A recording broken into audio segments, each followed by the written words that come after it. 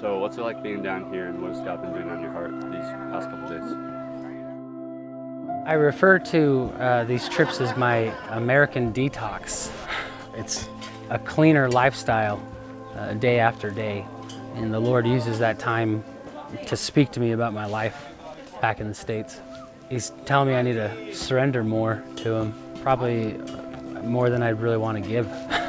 This village is the most ripe and ready. They are hungry.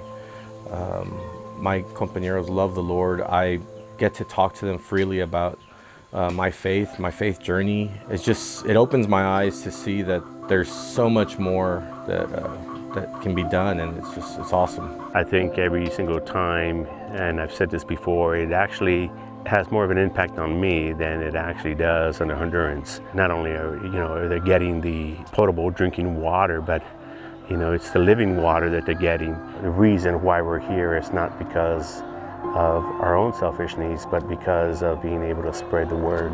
God's just been speaking to my own heart about areas in my life of where I need to surrender and where I need to open my heart up to.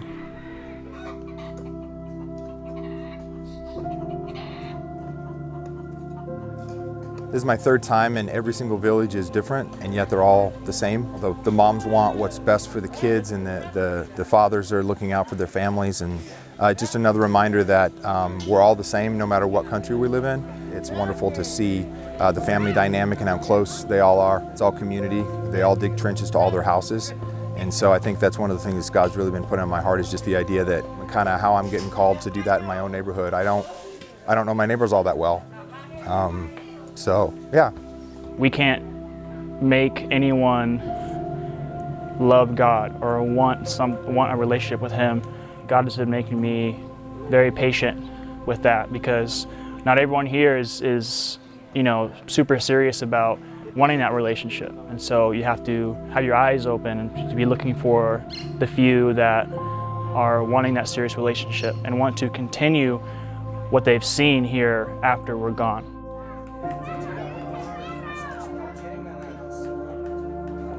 So Mark talks a lot about hitting the reset button. Can you talk a little bit more about that? Like for me, the reset button is, not worrying about the first world problems that we deal with, back home. Oh, what are we eating for dinner tonight? What are we gonna watch?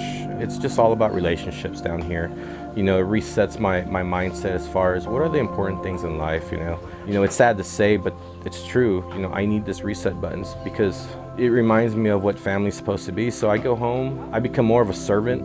I'm calling my brothers, I'm calling my dad, I'm calling my family to see what I can do for them. Calling friends that maybe I haven't talked to in a couple weeks. You go home and you're full of emails and you're just constantly running around doing the things that we think are important, and they're really not. So it's needed. Reset's always needed.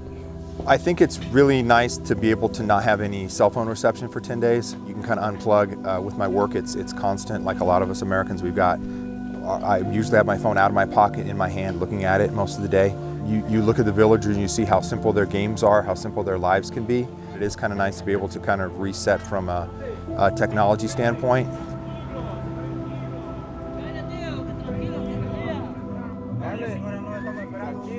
Getting away, unplugging, getting above the day-to-day chaos of life and focus on the things that are worth focusing on. Coming in here and the simplicities of life, of being able just to work, get up and study every single morning, and simply, again, not having everything that I want, but just what God needs me to have. Yeah, getting back, those first couple days back are always a little difficult.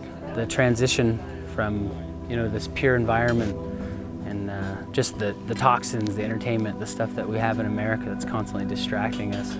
Each time it seems to last a little longer. So, Like making its way further and further into your heart. gosh, I sure hope so. The first trip I took, it really, really changed me. And so when I got back, people in my life, first they thought something was wrong because the way I was acting. I was maybe upset or angry or sad, and I wasn't. Just again, it's hard to adjust after seeing and experiencing what I did here. It resets your heart, because when you come here, you know, maybe you're in a hard place in life. You need to be reminded of things, specifically reminded of, you know, maybe the kingdom of God or how a community works.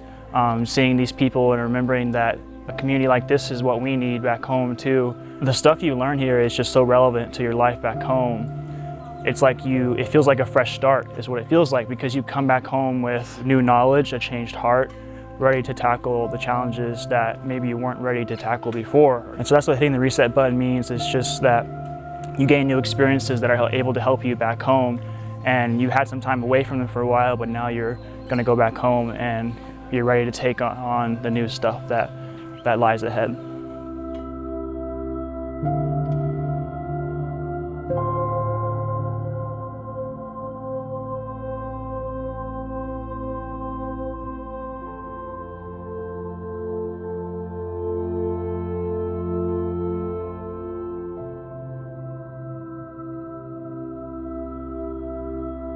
You know, it's always amazing to hear these great stories of guys who've gone on the trips with us. It's the same thing every time. It is a powerful impact in their life. Truly, they begin to not only get a vision for the kingdom, but they begin to interface with guys in the village, and it's a transforming experience. Thanks for being such a vital part of impact as we change the life of a village and the heart of a man.